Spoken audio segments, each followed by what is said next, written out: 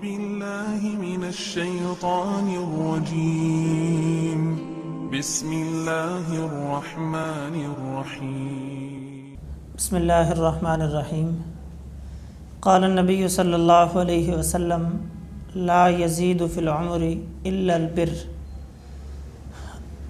آپ صلی اللہ تعالیٰ علیہ وسلم کا فرمان گرامی ہے کہ زندگی کو کوئی چیز زیادہ نہیں کر سکتی، عمر میں اضافے کا سبب کوئی چیز نہیں بن سکتی سوائے نیکی کے۔ نیکی ایک ایسی چیز ہے جو انسان کی زندگی میں اضافے کا سبب بھی بنتی ہے اور اسی طرح انسان کی ظاہری اور باطنی نورانیت کا سبب بھی بنتی ہے نیکی۔ اور اب یہ نیکی کیا چیز ہے؟ ہر وہ عمل، ہر وہ بات جو اللہ تبارک و تعالیٰ کے قریب لے کر جائے، ہر وہ قول، ہر وہ عمل جو اللہ رب العزت کو خوش کر دے، اسے نیکی کہتے ہیں۔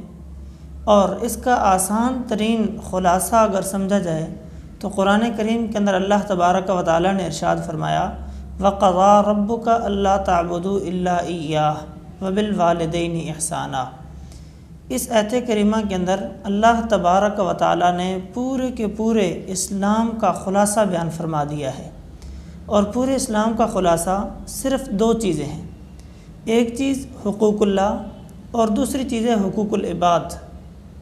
حقوق اللہ اللہ رب العزت کے حقوق ہیں، اور حقوق العباد بندوں کے حقوق۔ جتنی ذات بڑی ہے اللہ رب العزت کی، اس طرح اللہ عز و جل کے حقوق بھی بڑے ہیں، اور انسانوں کے حقوق بھی اسی لحاظ سے ہیں۔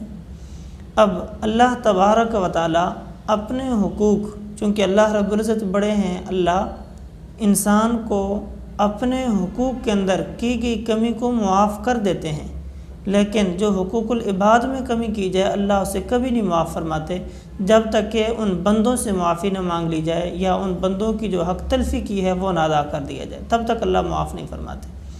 اور پھر حقوق اللہ کے اندر سب سے پہلی اور بنیادی چیز وہ یہ ہے کہ اللہ تبارک و تعالیٰ کے بارے میں انسان کا عقیدہ درست ہونا چاہیے، عقیدہ توحید مضبوط ہونا چاہیے۔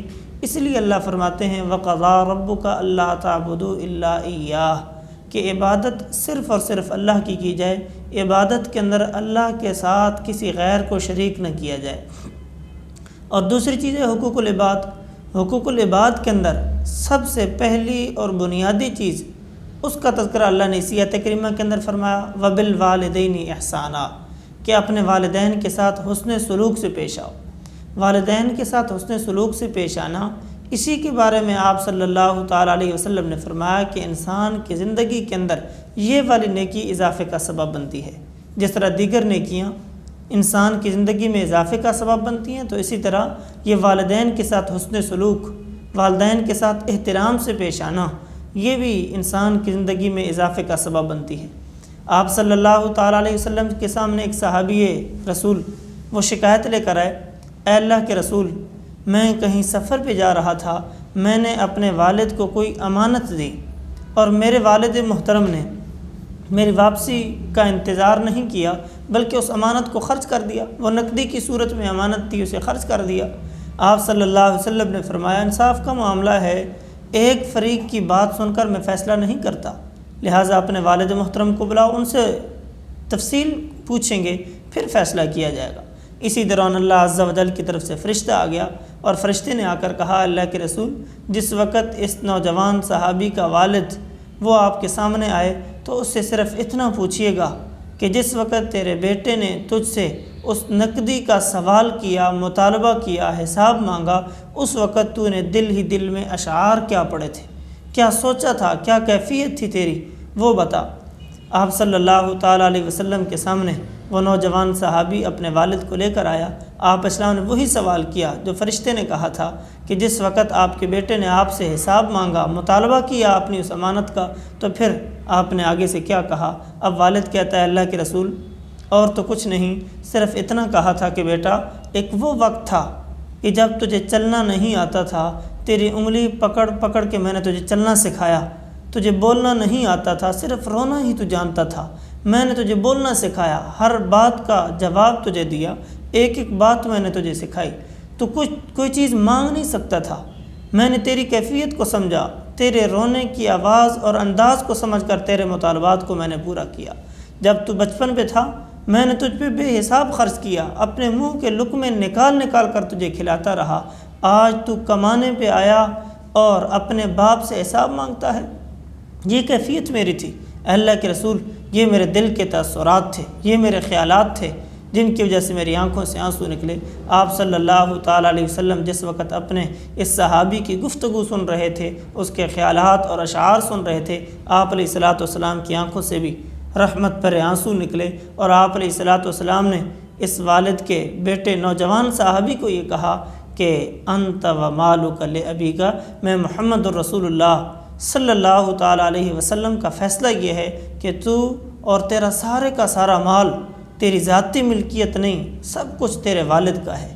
یہ شریعت نے والد کو حق دیا ہے، اتنے بڑے حقوق ہیں۔ اور جس طرح کہا جاتا ہے نا، آپ صلی اللہ تعالیٰ علیہ وسلم کے حدیث مبارکہ ہے کہ الجنت تحت اقدام الامہات، کہ جنت کو اللہ نے ماؤں کے قدموں میں رکھ دیا۔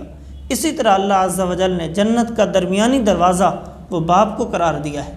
ماں کی خدمت کر کے جنت حاصل ہوگی، لیکن باپ کی خدمت کیے بغیر جنت کے دروازے سے تم داخل نہیں ہو سکتے۔ یہ اللہ عز و جل نے والدین کو مقام دیا ہے۔ اسی طرح یہ صرف والد کا ہی مقام نہیں، بلکہ آپ صلی اللہ تعالی وسلم کے سامنے ایک صحابی رسول آتے ہیں، اے اللہ کے رسول مجھ پہ سب سے زیادہ کس کا حق ہے؟ آپ علیہ السلام نے فرمایا اموں کا، تیری ماں کا۔ پھر سوال کیا، پھر آپ اسلام نے یہی جواب دیا، تیسری مرتبہ بھی یہی جواب دیا، چوتھی مرتبہ آپ اسلام نے فرمایا ثم ابو کا، پھر تیرے باپ کا حق ہے۔ یہ شریعت مطہرہ جو آپ صلی اللہ تعالی علیہ وسلم نے بیان کی ہے، تمام امت مسلمہ کے لیے اس بات کا پیغام دیا ہے کہ جہاں تم نے حقوق اللہ کا خیال کرنا ہے، اسی کے ساتھ ساتھ حقوق العباد کو بھی پیچھے نہیں چھوڑنا، حقوق العباد کا بھی خیال کرنا ہے۔ اور حقوق العباد کے اندر سب سے مقدم اور پہلا حق وہ انسان کے والدین کا ہے۔ دعا ہے کہ اللہ عز و جل مجھے بھی آپ تمام سامعین حضرات کو عمل کرنے کی توفیق نصیب فرمائے۔ وآخر دعوانا ان الحمد للہ رب العالمین۔